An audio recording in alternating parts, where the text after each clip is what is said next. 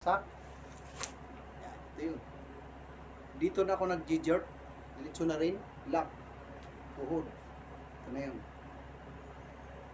Ulit. Sak. Sak. Ito na yun.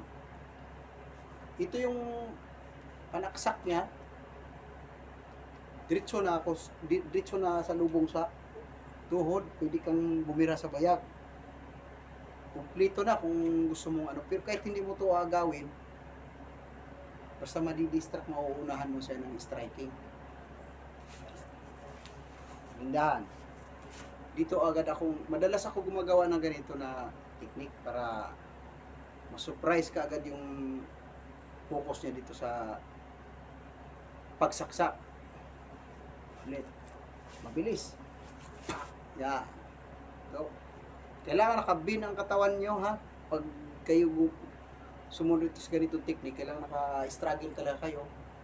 Ito, tuhod. Sabay, nasa sa inyo na yon kung pwedeng ilak to, pwedeng sikwat.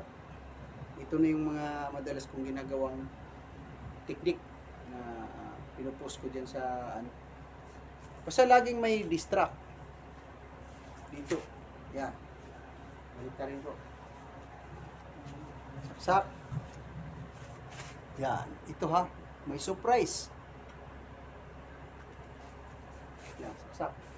Pak. Yan. Pero suntok talaga yan sa actual. Ito iniingatan ko lang. Marunong ka rin yan? Yan.